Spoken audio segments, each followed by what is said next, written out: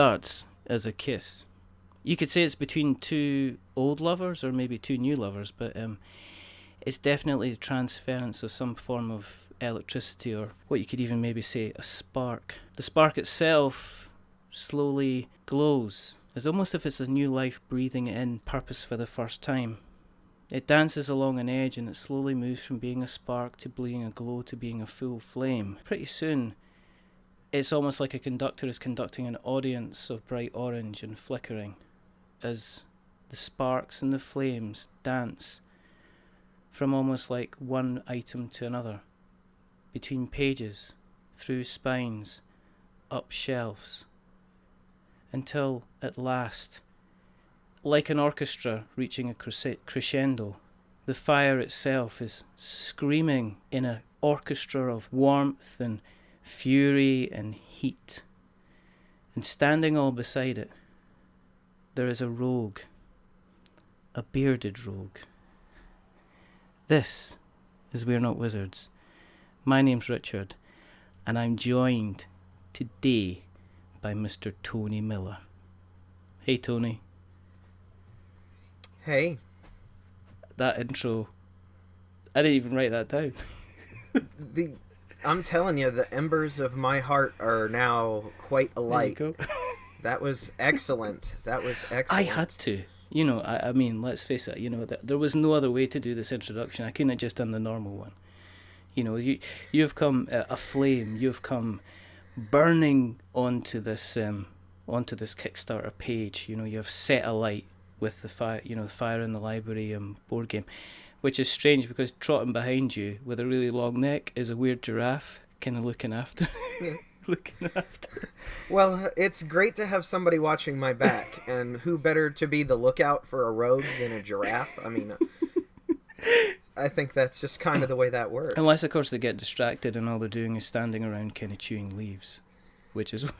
that unfortunately can happen, but there are a lot of leaves that need chewing, and luckily Carla's very, very adept at that portion of things. Let's bring it back in. You're Tony Miller. You are a freelance games designer, board games designer, tabletop designer. You currently have a project which is potentially wrapping up just now, called Fire in the Library. It's being published by Carla and Nick Kopp from Weird Giraffe Games, and it is currently doing a little bit over its target at the moment. Just a little.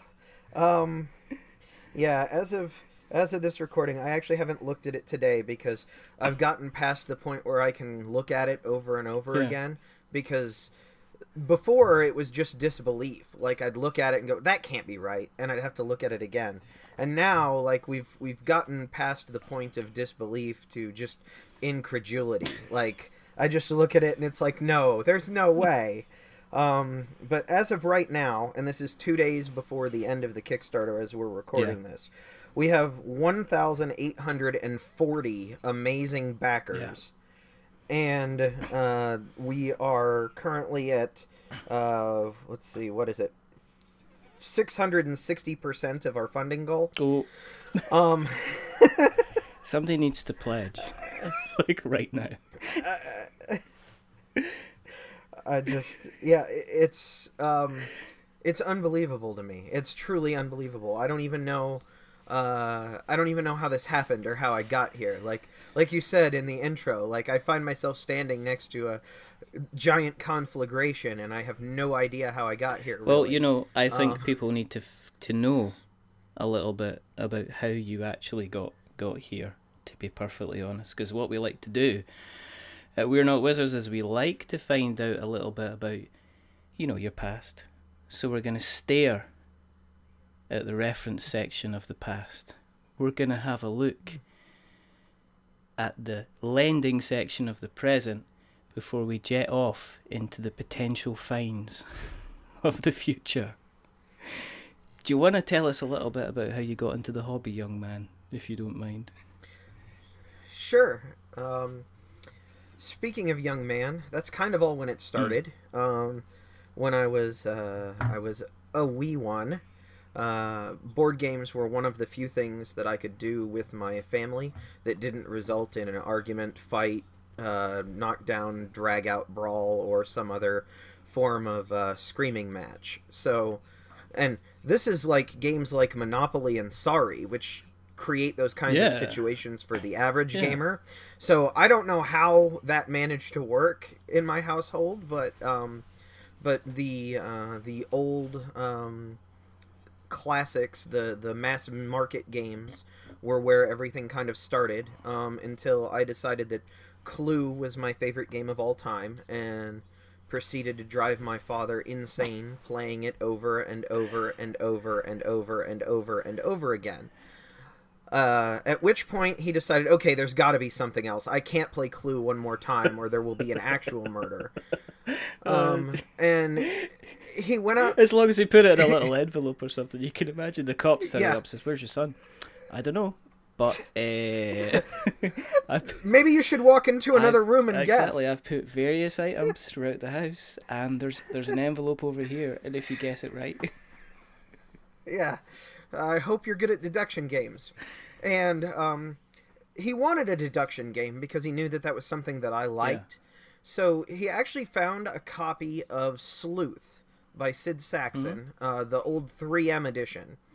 And he bought that. And then we played it until the cards were unreadable. And that was really the first game that I was super into. And my dad was just happy because he really liked the game and it wasn't Clue. Yeah. What was it about? Was it another deduction? Was it a kind of a more involved kind of deduction game? Was it going towards not as heavy as Consulting Detective, but starting along that little kind of hayride kind of thing? Yeah, like I was completely unaware that Consulting Detective existed, or I probably would have loved that as well. But my dad wanted something. My father played deduction games with me, and I was very good at deduction games, one of the reasons I liked them. But, of course, my father was an adult, and I was a child, and so often, playing Clue, he would know the answer before I would. But the stupid dice randomization of where you have to be in order to make your guesses, and all of this other stuff, was more of a determining factor than whether or not you actually knew what the result was. So that was really frustrating for him because, I didn't pull any punches against him, obviously, but he regularly had, circumstances where he was basically ready to finish the game and then just couldn't. So I guess roll and move frustrated him to no ends. And then we got Sleuth, and suddenly, it started off with him kind of schooling me.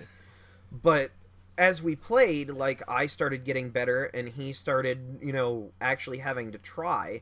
And then by the time we were done, by the time we had moved on to other things, we were of a fairly even parity. We were winning about 50% of the time each, and it was really, really cool for both of us to have an experience where we weren't sure who was going to come out the winner, and there wasn't going to be some arbitrary dice rolling mechanism getting in the way. It was literally mind to mind, and those are some of my favorite memories with my dad, is sitting around playing Sleuth and passing him a card and asking him, if he has this many solitaires, and then getting a response back and marking my little sheet and everything. I remember that so vividly, just growing up. Do you still have a copy of the game, or have you tried to track down a copy of the game to maybe breathe in that nostalgia again? It took forever for me to track down a copy. I actually got myself a copy at Origins last year. Wow. Eagle Griffin released a new version of it. I think it's just Griffin Games, but they released a new version of it, and I picked that up at Origins as soon as I saw it. I was like, oh, I have to have this. My collection can't not have this. And, I'm looking forward to playing it with my son. He's 5, which is younger than I was when I started playing Sleuth. Yeah. So we'll probably have to work through a similar pathway with other games. He's starting to show interest in games, and that's really cool. But I hope one day that we can play Sleuth against each other, and then he can school me. Have you? I mean, being because I mean I've got 5-year-old boy as well. I've got I've got two older kids as well, but we've shied away from traditional board games. I mean, have you started to introduce them to some of the easier kind of board games that are out there, or have you gone down with the Monopoly track and with them more? We've kind of gone with whatever he's interested in. Like and some of it is hobby games. Like his favorite game right now is Codenames. Oh yeah. We don't actually play it by Codenames rules. It's more like glorified flashcards in a way, and that like I will give a hint and then he has to find the picture that corresponds to it. And that's been really fun. Like we've been playing a hacked version of Marvel Codenames and Disney Codenames specifically with each other, and he begs to play it. Like he'll set it up and then call me over to come play with him and stuff. And it's really neat to try to think of clues that will get him to guess what I'm intending, which is really fun. So it's just a like hacked version of Codenames that we play with each other. He also really likes Monza. Oh right, okay. He loves the little cars. He loves rolling the dice. He doesn't quite get following the rules all the time, so he rolls purple and he wants to go to the purple that's closest to the finish line, not the next purple in the sequence. But we're working on it. We're getting there. We pulled out Magic Labyrinth the other day, and while he wasn't really able to play it, he was just mystified by the way the magnets worked. Like that was something that he really, really loved. Like, and he especially, of course, loved watching me fail. Like I get to a wall and the magnet ball falls off and rolls down, and it's Dad has to start over. This is the greatest thing ever. Oh dear! It's like it's a roll and move frustration all over again. Yes, but at least in this one I can kind of memorize where I need to go. Exactly. Like, I can't memorize rolling a 6. Like, okay, so I'm going to put myself back in that same state as the last time I rolled this number, and it's going to come, like, there's not enough determination there.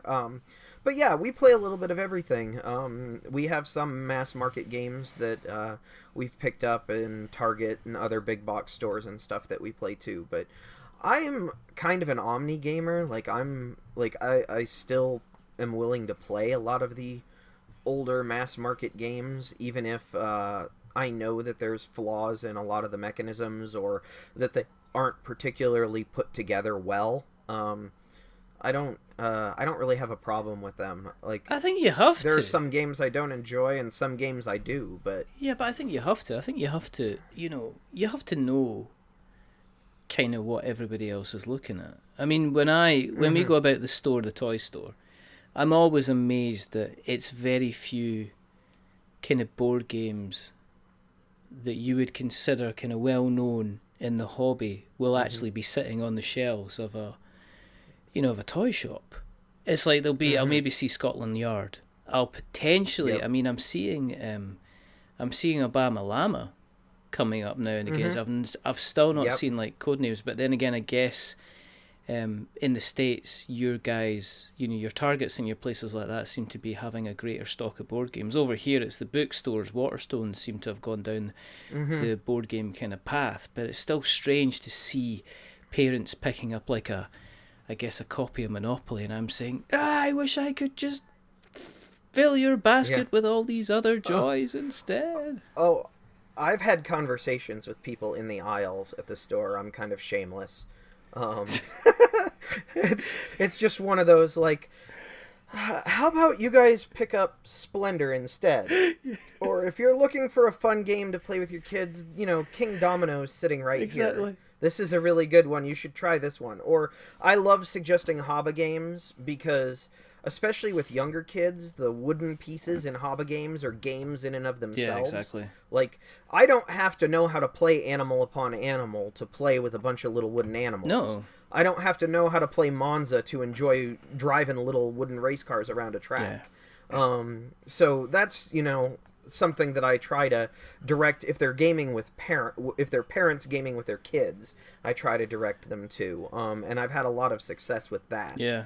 I must admit, But that my brother, his son got a copy of King Domino and Tumble Tree for Christmas, mm, just to kind of, and they've currently got access to Small World, and they've got Liftoff, Get Me Off That Planet, from yep, Edo Barav. So we've yep. I've kind of lent them some of those entry games in the hope that they'll come back and Hmm. go, well, what else have you got, kind of thing, which is always kind of good. And while nobody else in my family is really like into board games the way I'm into board games, like they don't collect them, they don't design them.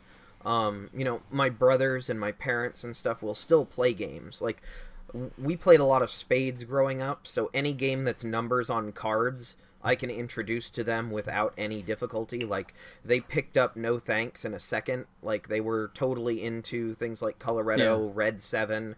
Like any game like that, they don't even blink an eye at. Like my mom grew up playing Pinochle with her parents and her 7 brothers and sisters. Whoa. Okay. So they were actually paired off in teams. Like the oldest boy and oldest girl were a team, and then the next oldest boy and oldest girl. And like holiday get-togethers were the different teams of kids sitting down and playing Pinochle against my grandparents, who just owned the table for the entirety of the thing. They got to play Pinochle all day long, and the kids got to do whatever they wanted, but show up for the game with their parents and stuff. So like gaming has just kind of always been something that my family's done. Like I remember playing Crazy Eights with my grandmother. One of my uncles who joined the military was home on leave and had Ogre, the original like Steve Jackson in the Oh my plastic goodness. Yeah. baggie Okay. with the little counters, and he introduced that to me when I was little because none of his family members would play it with him. But like he learned it in the army with other gamers in the army and everything. That's And amazing. so when he came home, he wanted to play it, and I was the only one who was willing to. So like when the collector's edition of that rolled around a couple of years ago, I had to have one of those too. That's crazy Um, because one of the friends of the show, Peter Wellington, the company he works for, were responsible for the latest digital version of Ogre. mm, so awesome. they've been involved in that. So you didn't have a traditional break with the hobby then? Have you continued with it? Because normally what happens is people do, they go all Oh, the way up to high school, and then high school they go into college, and then they stop because, guys, I can go out and meet people and beer yeah, and stuff. yeah, I did have a break. Like a lot of my experiences gaming were when I was younger, like 8 to about Hmm. 12. My parents got divorced when I was Right. 11, and at that point my dad was working like 3 jobs, so I never saw him. And my mom was living elsewhere, and I was the oldest, so most of my time was spent like taking care of my brothers and making sure that they were getting to school on time and that we were all doing our Yeah. homework and everything like that. So there was quite a break. I ended up kind of filling that by reading role playing game manuals. Like I grew up in a very very tiny town, so I never got to play any role playing Yeah. games. When I was little, but I would read like the adventures or troll through the monster manual and look at all the cool stuff. I was interested in monsters and mythology and all of that. So that was just a fun thing that I did for a while. And it wasn't really until I was in the army that I got back into gaming. And role playing games are actually what did that. One of the things that a lot of people find really fascinating is that the military is home to a lot of gamers. The U.S. military is just full of gamers, whether it's Magic players or board gamers or role players. Like, there's got to be something to do on all that Yeah. downtime between major activities, and there's only so many books you can read, and you already exercise as part of your job. So there's hobbies where you're stationary and using your brain rather than your body tend to be something that a lot of people prefer to indulge in. And so I actually ran into a whole bunch of people role playing and got into role playing pretty So what heavily. were you doing? What did you do in And this? What did you do in the service then? Were you army or? I was army. I was military Oh, intelligence. cool. Specifically, I was a signals intelligence analyst. Yeah. So I did that for 2 years until my knees gave out on me, and the Army has very little use for you if you can't run, even if your primary primary job function is more of a in an office behind a desk kind of function. Yeah. So, but yeah, I did military intelligence stuff, and of course, the ranks of military intelligence are just crammed full of gamers. So, I can imagine. Yeah, exactly. Here's the table. Here's the table where we plan. Well, all these messages are coming in. We got to code them, and then we got to send the orders on. And what's that table? That's our Warhammer 40K table. Yes. Yeah, exactly. Like, well, we had I worked in a secure facility, and we weren't allowed to bring things in or out a lot of the time. But like, we had like elaborate origami chess sets that people had made, like out of printer paper, and then they'd colored the black pieces with Sharpie so that people could play chess inside the building. And you know, like, everybody played some sort of game. Like, it wasn't a question of were you a gamer, it was a question of what kind of gamer were you. And that was really cool. It was like coming home to the mothership almost. You've got two types of music here, country and western. Yeah, great Blues Brothers reference. I grew up on that. That's like one of my all-time favorite movies. It's just kind of what game. It's what you mean you don't game. It's like, yeah. Let me just get the sergeant here. Sergeant, why did you let him in the complex for? He doesn't game. Like, you do realize that most of our training scenarios are games, right? Exactly. Like, at the very least, you do that. Yeah, you're not rolling dice here. Come on, but you know, it's heavy artillery, still heavy artillery. I'm just saying.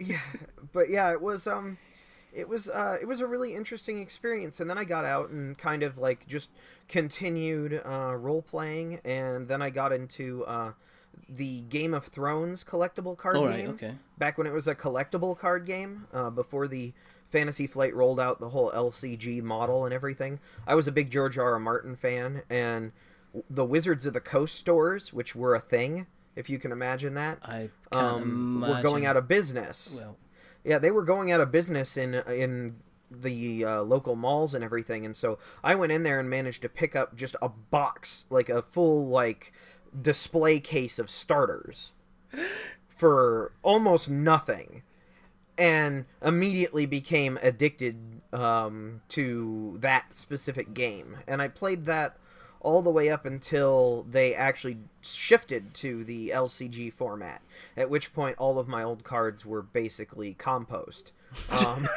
So, like, I had all these cards and I love this game, but if I wasn't going to spend more money in transition, which was really funny since they were transitioning away so that people wouldn't have to spend so much money to participate in the hobby, you know, I kind of fell off with it at that point and had all of my cards up until last year when I moved. I ended up giving them to somebody else who collects dead CCGs and everything. But oh my goodness. I was really into role playing, and I was really into that. That must be the saddest collection in the world. I don't mean as in the person's sad. That must be right. That must be like you have to put the cards and laminate them and triple sleeve them because you'll just flick through and you'll be crying.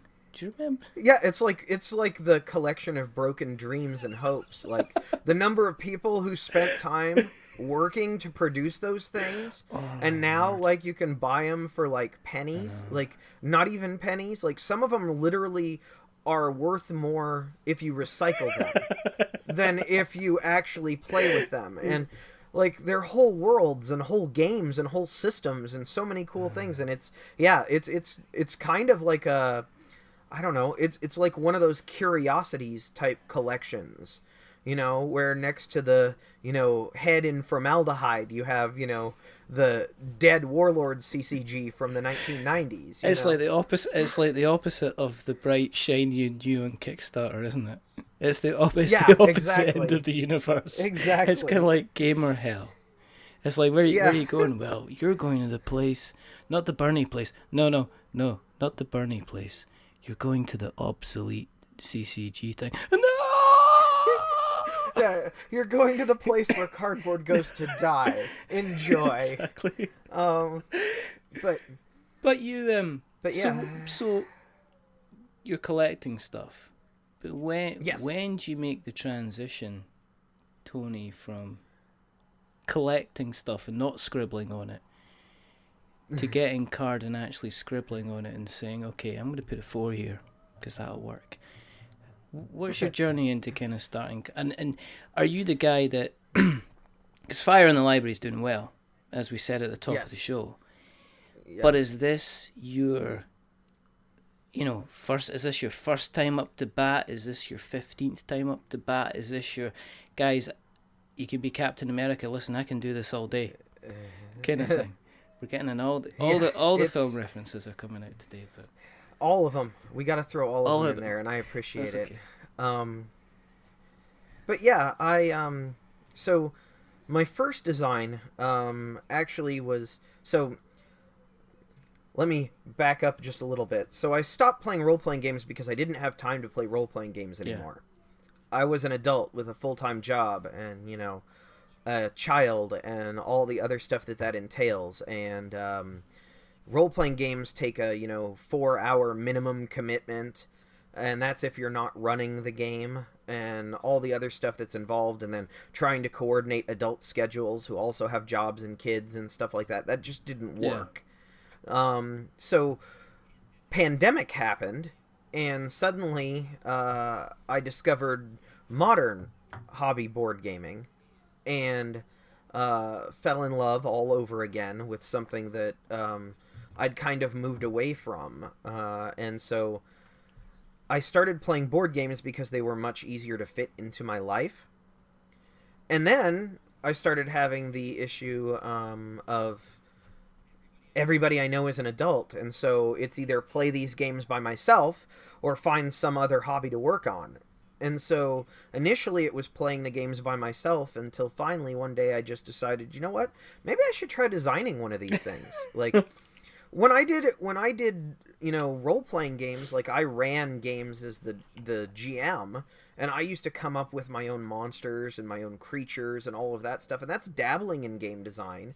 And, the board gaming world, like initially my brain was like, this seems like it could be fun. Like, maybe it's just something that I can do. I can do it by myself. I can do it in the hours in the middle of the night when I'm still awake and nobody else does. It doesn't require anybody else immediately. Like, let me just start messing around with it. And so I found a weekly board game night in my area, and then at least once a day I tried to spend some time working on game design. And I started off with a game called Elements, which was my first design that you haven't heard of because it didn't go anywhere. What was that about? It was you were an alchemist who was working to try to impress Nicholas Flamel in order to gain access to the Philosopher's Stone and eternal life. And as such, you were using elements, air, earth, fire, and water, to complete specific formulas that were all worth certain amounts of points. And then, of course, by the end of the game, whoever has the most points wins, and, you get the picture. The biggest thing was that I originally designed it because I wanted to see more games that had the I divide, you choose mechanism inside of it. It wasn't something that was very common. Like, there was like Piece of Cake, which is now, I guess, re-implemented as New York Slice, and a couple of other games, but that was really it. So that was the core mechanism, was an I divide, you choose mechanism, where at the beginning of the round a certain number of elements would come out onto the table, and then the active player would sort them into equal or not equal, depending on their decision-making process, would sort them into stacks equal to the number of players. So everybody's getting something, but of course the person doing the sorting is getting the last one, and so you kind of have to sort them a little bit evenly, or at least sort them so that other people are incentivized to take the stuff that you don't want, so that you actually get what you need. And I played around with that design for quite some time, and I made all the mistakes that rookie designers make. Like, I got artwork. I,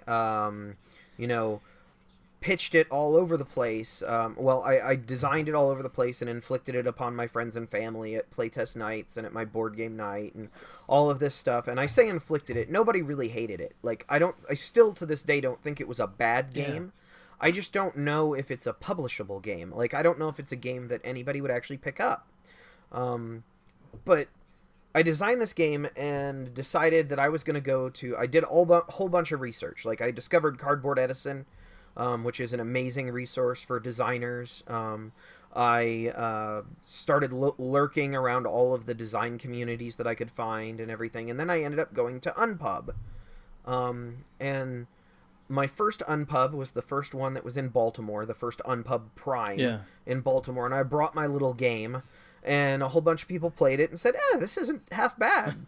And I met a whole bunch of people in the industry. And one of the things that they said there was, hey, you need to be on Twitter. If you're not on Twitter, you need to get on Twitter. That's where the entire board game community basically lives. And if you want to meet people, if you want to network, if you want to connect with people, if you want friends, if you want other designers that you can work with, you need to get on Twitter. And so I did. And that's kind of when the Bearded Rogue was born. Is that from a D&D reference then? Or is that you just went, right, okay, a bearded mage. Nope, that's been taken. Bearded wizard. No wizards and no mages on this podcast especially. No. Tony, you're a delight. I've always kind of steered towards rogues and scoundrels. I'm 5'3", so I'm not a exceptionally imposing figure physically. So while barbarians and paladins and warriors and all of them are somewhat appealing, I've always had to fight using my brain. Yeah. And so rogues and rangers are pretty much it, and I'm sneakier than I prefer being outside. So I would much rather be an urban individual than an outdoorsy type. So rogue it was, and I kind of always have been that way. Like, Han Solo and Indiana Jones were major things that I was into growing up.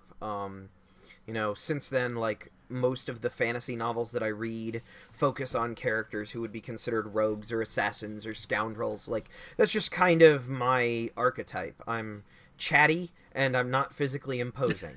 So that's kind of where that came from. And rogues tend to be resistance fighters and counterculture, and they tend to be individuals who aren't necessarily lawful. So it just kind of fit with me as a persona. And, well, the beard is just kind of become a trademark, which is really funny, because the beard originally I was like, okay, so what can I be that's different? What can I do that's different? And I tried a whole bunch of different things involving rogue, and all of them were taken. Right. And finally I was like, you know what? The beard isn't going anywhere. Like, even if I lose all my hair, I'm not going to be losing the beard. Yeah. That's going to be with me until I die, so Bearded Rogue it is. It wasn't hard to stay on brand at that point. I just kind of made my brand what I am. Oddly enough, now the hair that I've, for those who don't know, I have purple hair, and I have purple hair that comes down to the middle of my back, so I have about 60 pounds of purple hair. And there are people who would, they would pay good money for that. I know I would if. Well, and that's kind of become a trademark now. I never, like, the hair may go, and when it goes, like, it goes, but it's become almost a thing now too. The Bearded Rogue and his purple hair. But yeah, it just all originally started because of that, and so. Like, from Twitter, I met so many amazing people. Like, the board gaming community, the design community, and board gaming in general, but the design community specifically for me has been so welcoming and so encouraging and so motivating. And even though I was this, like, one guy in the middle of nowhere who spent an hour a day working on games in his home office, not interacting with anybody, suddenly I had like a whole world open to me, and everybody kind of wanted to help. Like, everybody wanted to help. And it was just amazing. I was going to say, but do you think that's because a lot of the time when you're looking at, say, other companies, when you're speaking to other companies, they're just, singular people as well. I mean, let's, Carla is her Nick. If you speak to Atheris Games, that's Andrew Burkett. I mean, you've got, you've got, is it Ninth Haven, which is Richard Keane. Even if you look at even going the Plaid all the way guys, up to yeah, exactly. Even going up to like Renegade, like I think Renegade Games has something less. They have less than 10 employees. Yeah. Less than 10 for Renegade Games, one of the biggest names out there right now.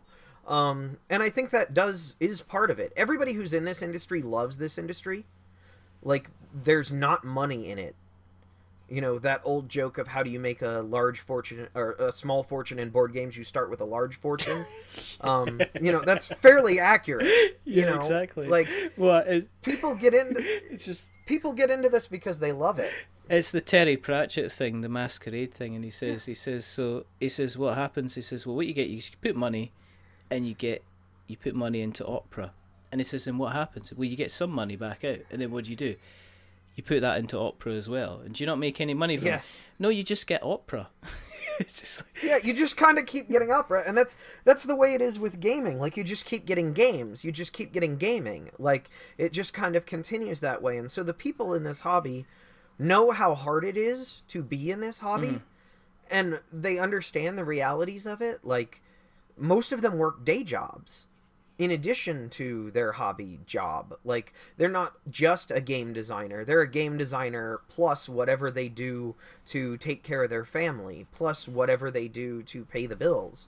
And so I think it breeds a certain sort of people who want to give each other help wherever possible, because that's kind of what they're looking for. And I think there's a history of it. Like, there's a culture of it at this point.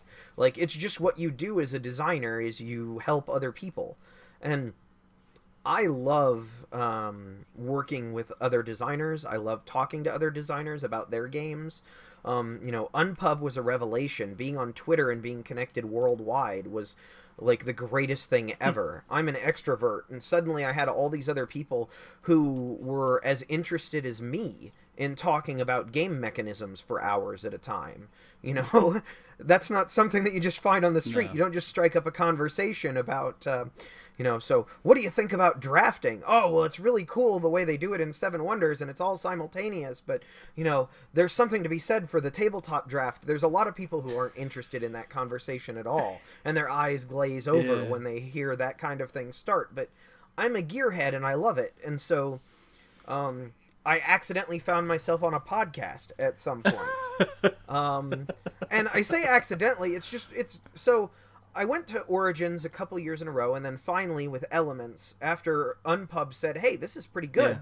You should show this to people. I went, well, I don't know any people. And they went, well, there's this speed dating thing. And I went, okay, sure, why not?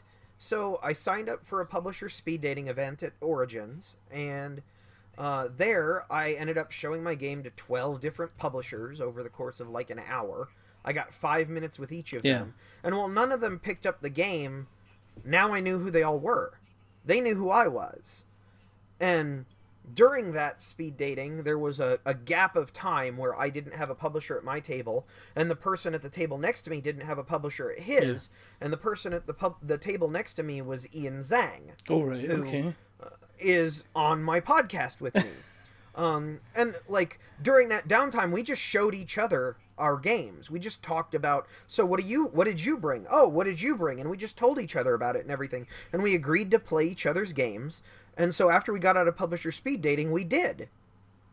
And at that same event, I was introduced to Gil Hova. Yeah. I was friends, or I was a follower of the Meeple Syrup show and the Nerd Nighters show.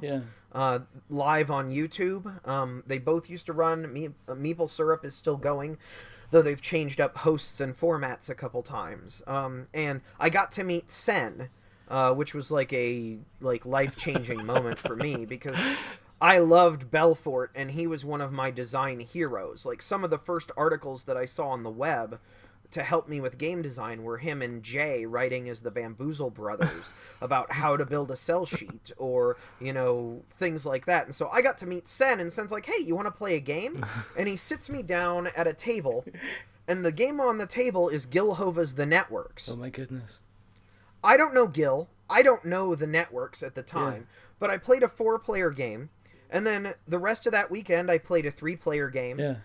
With the One Tar and Roof. If you're on Twitter, you'll know who both of those are. Roof is from the 5x, and Tiffany is one of the most prolific reviewers, live streamers, amazing human beings in the world. Yeah. They both totally destroyed me. And then I played a 2-player game with Gil. So I played every player count that was available for the networks, except for solo, at that Origins. So we get a week later, and I see Gil has put up a article about podcasting in the board game industry. Yeah. And how he's so fed up with the way podcasts in the board game industry are. He's like, it's one thing if your podcast is all about getting to know people. Yeah. It's another thing if you say, this is a podcast and I'm not going to have a specific topic. We're just going to talk about what beers we've been drinking, what we've been playing. We're going to talk about what happened on The Flash this week. We're going to discuss a whole bunch of things that have nothing to do with gaming or any kind of specific topic. It's going to be 4 hours long. Yeah. And, like, all of these things exist still in the hobby as things. And he wasn't meaning to specifically call anybody out, but he was saying at the time, what I want in a podcast is I want something that's an hour or less that I can listen to on a commute. I want something that has a specific topic, whether it's the guest of the week or a specific mechanism we're discussing or something like that. I want something that has a actual editing where somebody's going to go through and delete ums and silences and all of that. And that's what I want out of a podcast. So at this point, I get a message from Ian, like that same day that this article comes out, and Ian goes, hey, do you want to be on a podcast? And I'm like, okay, I guess. Like, I don't know. I've never been on a podcast, so I have no idea. What is it going to entail for me? He's like, nothing, you just show up and talk. I'm like, oh, well, I got that. Showing up and talking, that's the easy part. Hold my beer. Yeah, exactly. And at the same time, Ian was having a conversation with Gil saying, hey, we'd like to do a podcast, and we'd like to do a podcast that's like the podcast you talk about in this article that you wrote. Would you be interested? Now, for those who don't know, Gil is a professional sound engineer, and he edits other people's podcasts already. Like, at the time, he was already editing Ludology and several other podcasts. So the gig that I lucked into was breaking into board games with Ian and Gil and myself. And I get to show up and talk, and Ian runs all the social media, and Gil edits all of the podcasts. So all of the hard stuff fell to them. I'm going to be probably taking over the social media now, and Ian's going to be helping with the editing. Now that Gil is a much bigger name in the hobby with multiple games to manage and multiple conventions to go to, and now that he's taken over as the co-host of Ludology himself, he's got a lot on his plate. So Ian's going to be probably editing the podcasts going forward, and I'm probably going to be doing social media. But for 3 years, like, I lucked into this podcast with 2 amazing people, and all I had to do was show up. And what's even better is that the podcast is all about interviewing people in the industry and how they got there. And so I get to show up and talk to people for fun as a podcast. So yeah, that has been just amazing. And for my personal design career, it's been the greatest thing ever to just kind of get to meet everybody and know everybody and, like, celebrate all of their successes. Like, the number of Kickstarters I get to follow along with because I've talked to the person and seen firsthand like their enthusiasm for the project and how much they love it, and like the number of companies that I've got to interact with on a first name basis because of that has been just phenomenal. It's been one of the greatest things I've ever done is say, yes, I'll be on your podcast. It's still very open, isn't it? I mean, there's not I've not experienced kind of like a closed door mentality. I've not really experienced anybody that's kind of went, no, we're not, we don't want to speak to you, or we're not interested in speaking to you. Even the bigger guys out there are saying, listen, yeah, we would really like to do this, and we're kind of like, we'll work around to it, and it takes a couple of months, it takes 18 months, it takes however, but they eventually do come on, and you eventually do kind of speak to them, but you don't get the kind of the shot. There's not the extra layer of PR, I don't think. There's not as many gatekeepers. Like, you aren't talking to secretaries to try to arrange things, you're talking to the people directly. Yeah, but that seems to still be across the industry. I mean, when I had when I've had people that, Nigel from Games Quest was on, it was a case of, oh, here, let me copy you in and you can speak to him. We've got a couple of other names coming on, obviously not as well renowned as yourself, but at the same time, the path to actually speaking to them has been relatively straightforward, and it's not been a question about, but you're only going to come on if you can tell us about your reach or what your figures are like or what your audience is. They're just kind of interested in coming on and having a chat and kind of having a kind of a laugh about it as well, which is always really good. Everybody in the industry is really approachable, in my experience. Like, on Breaking Into Board Games, our third guest ever was Stephen Bonacore. That's pretty cool. And, like, that was... Gil knew him. Gil was much more in the industry when we started the podcast. But, like, at the time, the joke was that Stephen was the podfather, and your podcast didn't really exist unless Stephen had been on it. Yeah.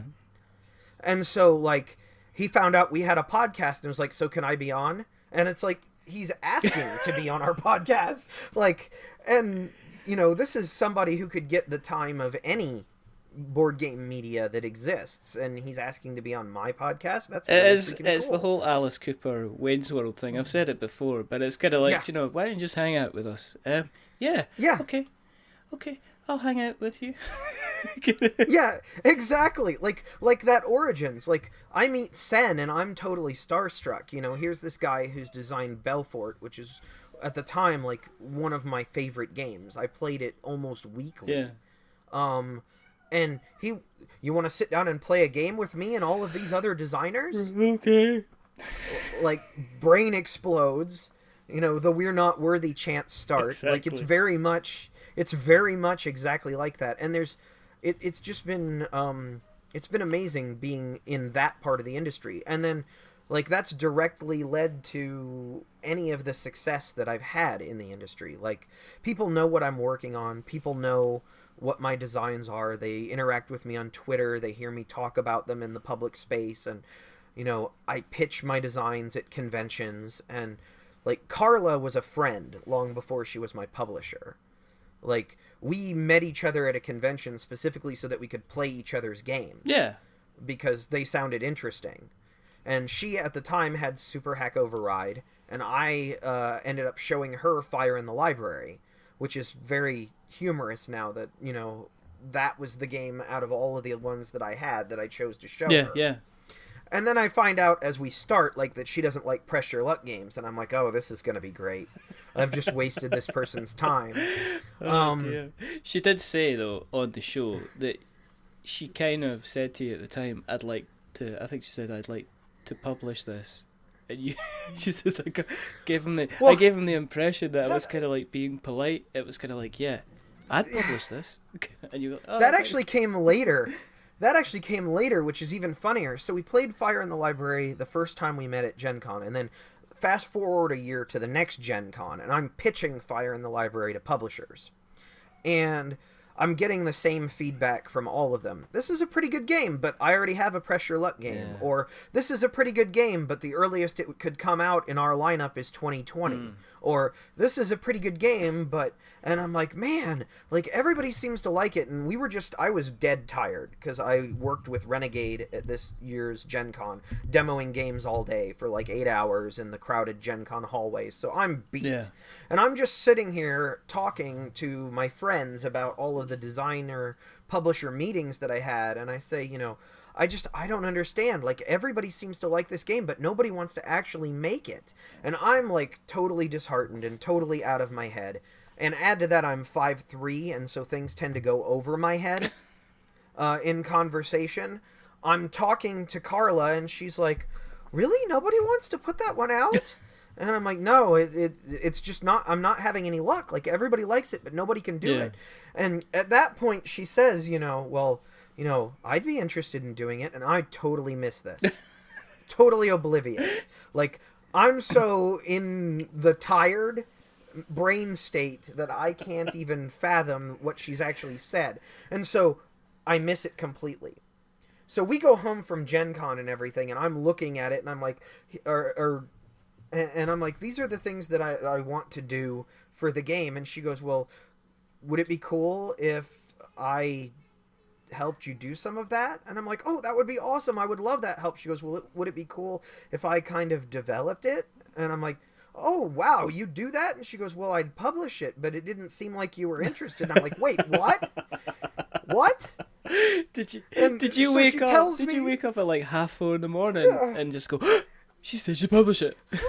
So she tells me in this conversation how dumb I was in the previous conversation. And she's like, yeah, I said I would publish it, but I thought you were really, like, holding out for somebody bigger. And I'm like, no, I would absolutely love to work with you. You're awesome. And you work really, really hard. And I would be honored to have my game published through you. And she's like, that's kind of what I expected the first time. I'm shocked that it didn't happen. And so we just had a laugh about it, like, because it wasn't what either one of us, like, I was having a conversation that was not the conversation I was actually having. And that happened again with the artwork. We get to BGG Con, and I'm learning, I'm playing games with Beth Sobel and her husband Daniel, and she's like, well, do you have anything? And I'm like, well, all I have are my prototypes. And she's like, well, bring one out. What about the one you just signed? And I'm like, oh, okay. Yeah. So I pull out Fire in the Library, and we play the game, and Beth's like, so, do you have an artist yet? So, my brain still not turned on all the way. Apparently, I walk around in a half daze most of the time, or I have some sort of opinion of myself that doesn't think that anybody could actually like anything that I do. And so I'm like, well, Carla's talking to some people, but the person she originally reached out to is really busy and all this. And Beth's like, well, what kind of style are you looking for? And I'm like, well, I'd really like, more of a painterly style. Like, I want it to be colorful. I don't want it to be some shade of grayish. Like, I want it to be a pretty game. And, oh my goodness, you're totally getting us kind of like, I don't know what I'm doing for prom. What are you doing for prom? Yeah, exactly. And she's like, so, like, my style. And I'm like, oh, your style would be amazing. And then she turns to her husband and goes, so, could I do this one? And at this point is when my brain finally, like, catches up. My jaw hits the floor, and my brain kind of snaps into my head. And I'm like, wait a minute. We're actually having this conversation? Turn to her husband, and she goes, like his hair, but he's not too bright, though, is he? Exactly. And he's like, well, I don't know. You've got your own Kickstarter coming up. You're doing a deck of cards, and you've got all of the illustrations for it to do, and you've got some previous commitments. Was this and she goes, Sunset Over Water at the time for Pencil First? Or was it? That was one of the things that she was finishing up at the time, and there were a couple of other things that she was working on, but she goes, oh, come on, this is a small game. This wouldn't take me long. I could do this. And finally, he just breathes this sigh. He's just like, because she's made her mind up. At which point she turns to me and she goes, so, can I do the artwork for your game? Like, just blunt. Like, because that's the only thing that's going to penetrate the, just the thick skull that I possess. And stuff at you.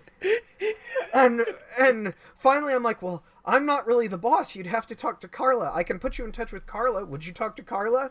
Oh And my like goodness. now, like all the words are just tumbling out of my mouth because I can't believe that one of the most amazing artists in the industry not only liked my game, but liked my game enough that she's now asking me if she can do the artwork for it.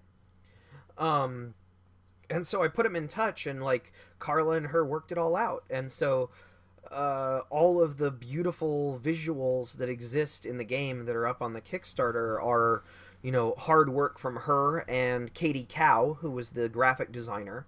You know, they created this amazingly beautiful game out of my, you know, clip art and, you know, standard word processor text prototype.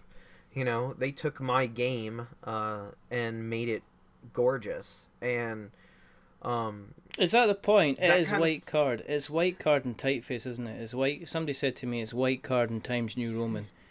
And Yes. you don't go beyond then. It's like you can get maybe some sticky labels if you're using dice and just write them on, Yep. but don't Yeah. don't spend any money Don't- until the labels no. are coming off the dice and you can't read the typeface because you've thumbed the kind of the cards so much that they're wrinkled, that they've been play tested. Exactly. Like, don't spend a lot of money on art. Go grab icons from some place that's fair use, that will allow you to do it free. GameIcons.net, the Noun Project.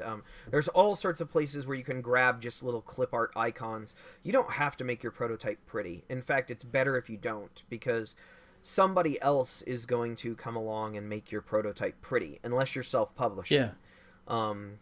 So yeah, it's game design for me is a lot like being on a podcast. I get to do all the creation of the game, and then everybody else gets to come along and do all the hard stuff, like the math and the logistics and the working with the factory and the graphic design and the art. You know, it's the same kind of thing. So really, I guess the whole podcast could be summarized as, if you want to use the bearded rogue method, be really lazy and know a lot of people. Guys, no, yeah, exactly. Guys, it's not about hard work.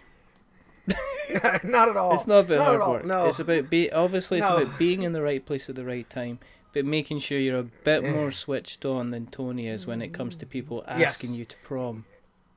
Yes, absolutely. No, I have a tendency to minimize my own parts of an endeavor, and so like the design is not like, I don't give myself enough credit in the design portion of things. Like the design of a game is not an easy thing. No.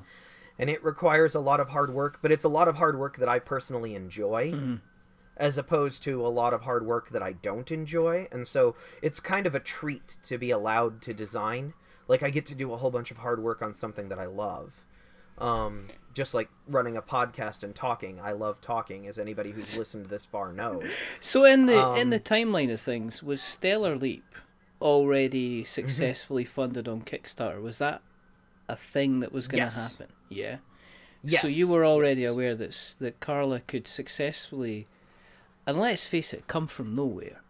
Because I remember I still remember the first kind of podcast interview that I did with Carla, and she was just like, I'm going to let you know I might be nervous on this, and I was like, you'll be fine, and she was fine. But then Stellar Leap went on to do wonderful things, so it goes in funds, and you sitting there going, this is cool. I've made the right decision. Let's see what kind of happens kind of next. She still gets nervous.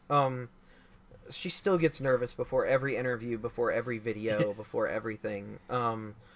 Carla is amazing. Yeah. Like, there's no ifs, ands, or buts about it. She works harder than anybody I have ever met. And her company, like you said, came out of nowhere, but that's because she built it. She just one day declared, this is going to happen, and then made it happen through hard work, force of will, and ingenuity. Yep. And, you know, her first game, Super Hack Override, successful on Kickstarter. Her second game, Stellar Leap, more successful on Kickstarter. And, you know, now Fire in the Library has exceeded even her expectations, which I'd like to think that I have something to do with, but I think it's probably mostly Beth. No. But yeah, like, none of us expected it to be this successful. Like, Carla never had any doubt that it was going to work, that the game was going to fund, and that it was going to come out, and that it was going to be everything we'd wanted. And like, she knew when she made the offer that she was going to be making my dreams come true by getting a game with my name out to people where they could play it. But even she was unprepared for this level of success. Like, we had to up our game and start, reaching out to even more connections to, improve the product from what we initially even offered. We were like, well, we're offering a pretty cool thing, but wow, we've got this much money, maybe we could make it even better. Yeah. And so almost all of the additional funds that we're earning in the project are being invested right back into the game. Like, we're increasing the production values of all of the components. We upgraded both the base edition, the standard edition, and the ultra edition multiple times throughout the campaign. Like, we weren't expecting this great of a level of support, and so we want to give back to all those people who jumped in and supported us. Like, so we didn't get into it for the money. Yeah, I was going to say, what was it like kind of sitting within the first 24 hours and watching it just kind of shoot up there and just go, and do some and then some, and then you're just like, because the button must be getting pressed and you're like going, okay, well, and if you know people that are on Kickstarter and you follow people on Kickstarter, then what will happen is you'll get notifications as people back projects. And what happened is Fire in the Library launched, and then all of a sudden I get about a whack of emails coming through with people saying, right, they've just backed up. I was same. Like, I was just overwhelmed. Yeah. Like, absolutely overwhelmed. So, like, we're sitting there the day that it goes active, and we're talking to each other on Messenger, and I'm like, maybe we shouldn't hit the button. And she's like, why not? And I'm like, nobody's going to show up. And she goes, absolutely they will. People are going to show up. Don't worry about that. I'm going to hit the button. And I'm like, don't hit the button. I'm not ready to be sad. And she's like, I've already hit the button. And I'm like, no! And then, like you said, like, I start getting all of these emails of all of these people backing, like, all these people that I know, and I'm like, oh, that's really kind of them. That's really nice. Yeah. I appreciate that they would, throw some money at something that I care about. That's great. And then it just kept going and going and going. And, like, we hit our funding goal in the first 2.5 hours of the Kickstarter. Yeah. Like, I was expecting this long 24-day slog of, hoping to hit the goal by the end. And I couldn't have been further from reality in my perception of things. Like I said, I tend to be down on myself. And so, like, I was sure that it was not going to be that way. And instead, it was like, okay, we're funded, now what? And that was a question that Carla had some answers for, but even she wasn't prepared to fully answer that. Like, there were whole levels of, wow, this is successful that we weren't set up for achieving. Like, we didn't anticipate it.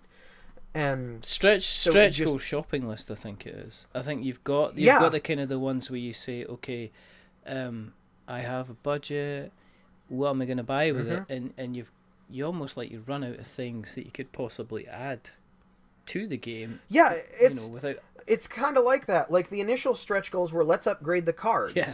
Let's make the tokens bigger. Yeah.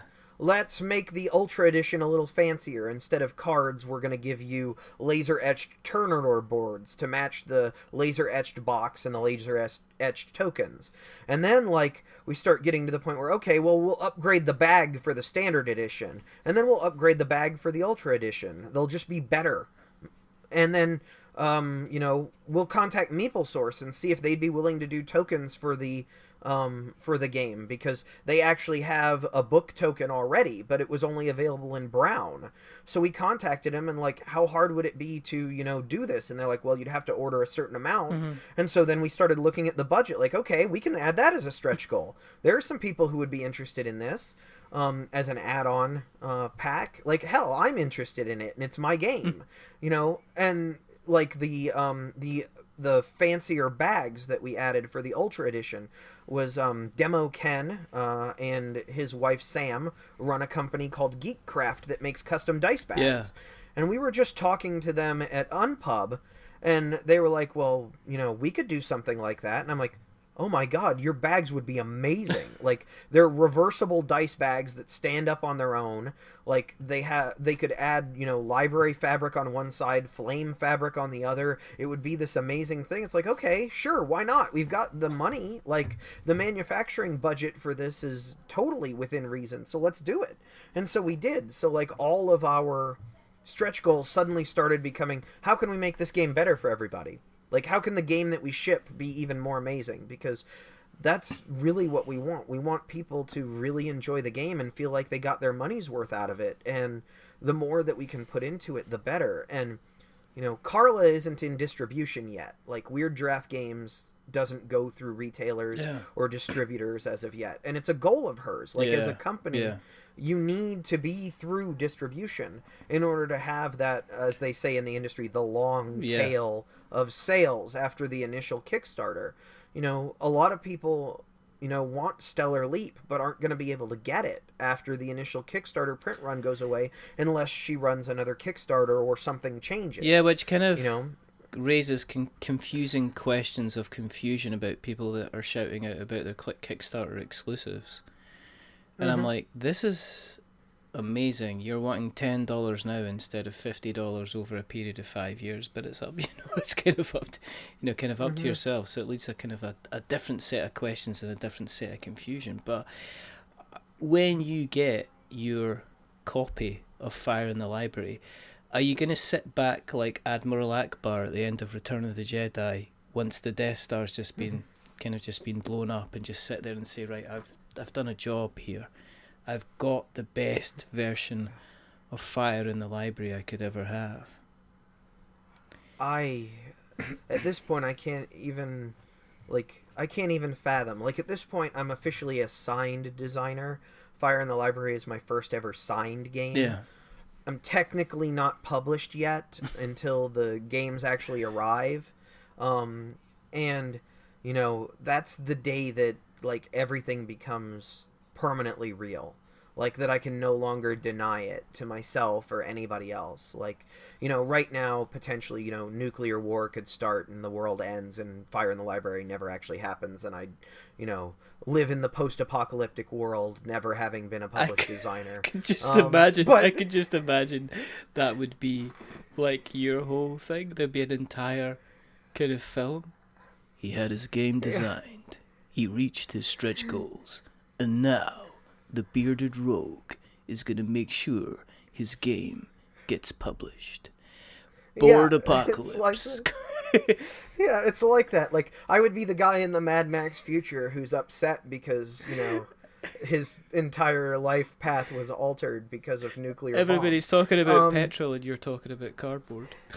Exactly. Like, it's ridiculous, but that's, really where I'm at this point. Like, I can't imagine holding it in my hands at this point. Like, just holding the demo copy that was sent to reviewers was just... Was it weird? It made me tear up. Like, to just have this copy of my game in my hands, like, this is something that I created, that I spent, 2 years of my life hammering away at, and now it's real. It's a real thing that I did and that I get to share with people, and it's all I ever wanted when I sat down that first night where I decided, you know what, I don't have time to be around anybody else right now because everybody's adults with lives.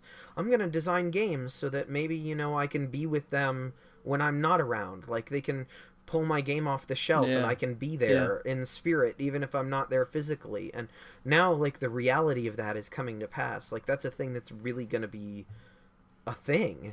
And just seeing pictures of people playing the demo copies, posting them to Twitter, Carla running it at various conventions, like she was at PAX Unplugged, and I'm seeing all these pictures of people playing my game at a major convention, and I'm not the one running it, like, it's must blow your mind altering. Blow your mind a little. Yeah.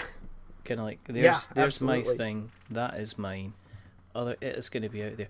So are you gonna sit down with your son when when the game arrives, and then sit down and play it with him when it's fully published and sitting in your hands? Are you going to be reliving that kind of, going full circle, bringing it back down to that game of Sleuth? I really hope so. I really hope so. One of the things, he's 5, and so, there's all sorts of questions about, what he understands and what he doesn't. And he knows Daddy's been really busy lately, being on podcasts and interviews and talking to people and, running a Kickstarter. He knows Daddy's been working. But, like, the day that the Kickstarter launched and it funded in 3 hours, I ran into the other room and I gave him, like, the biggest hug I could manage. And I was like, I'm sorry, you probably don't even know why that is. And he's like, yeah, I do. It's Fire in the Library Day.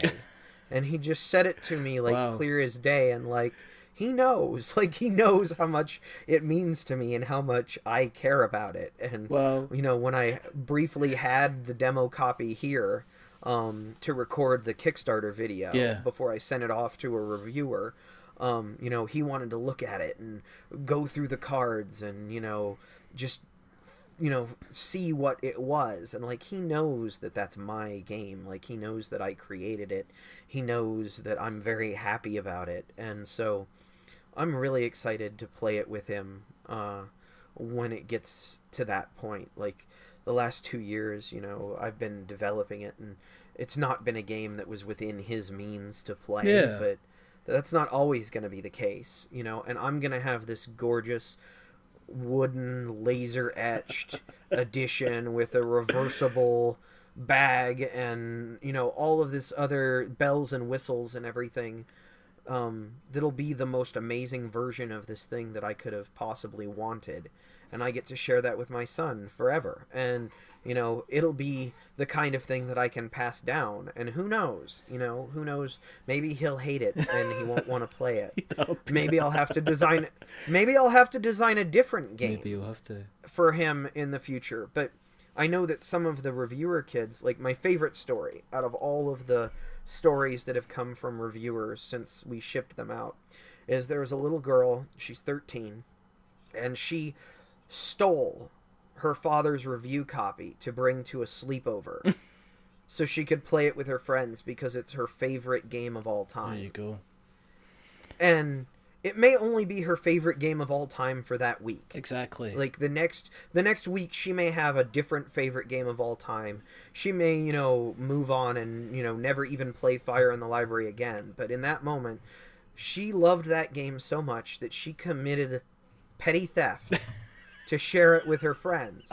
And there's not much more that a rogue can ask for. No. I mean, no, I inspired larceny in a 13-year-old girl because she loved something that I'd created so much. So it's really, that's it's kind of downhill from here. That's gravestone worthy.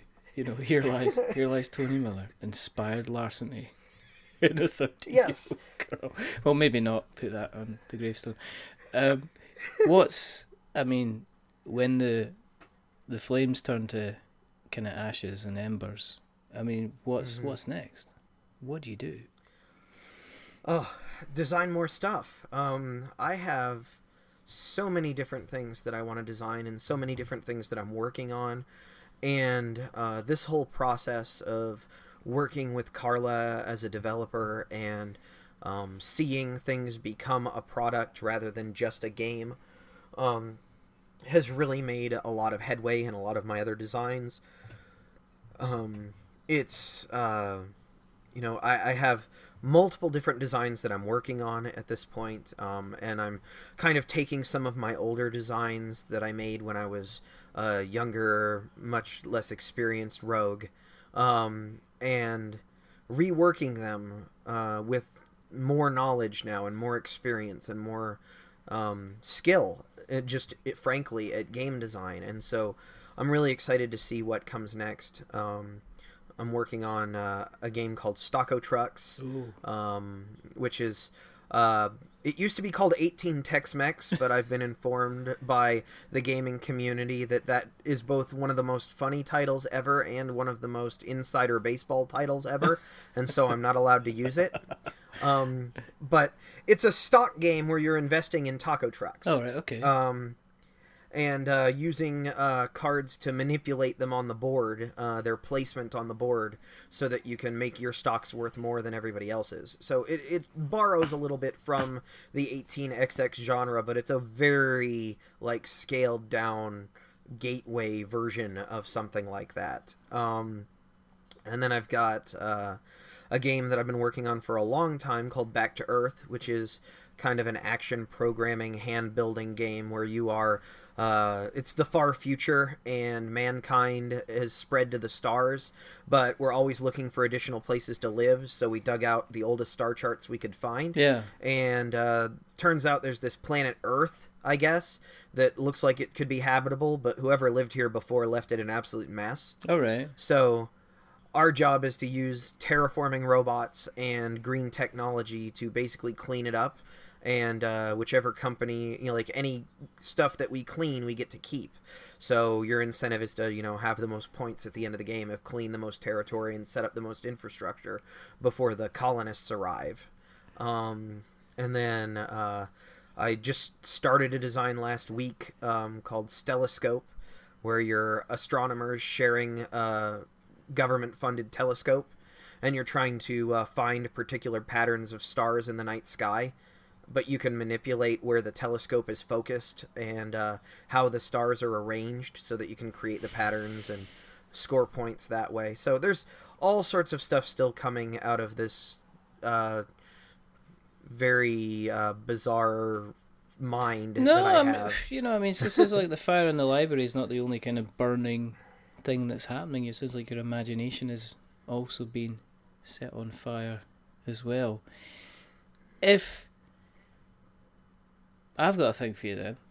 If you were in the library of board games, and say some careless person has been cooking spare ribs over an open coal fire and a little spark set off, and it's just all went slightly incandescent. There's all different types of board games in this library. I mean, this is a curated collection, okay? The sprinkler system's broken. The whole place is about to go up. You have got 2 minutes at the most. You're allowed to take 3 board games with you from any genre, any year, any edition. 3. What 3 do you take with you, Tony?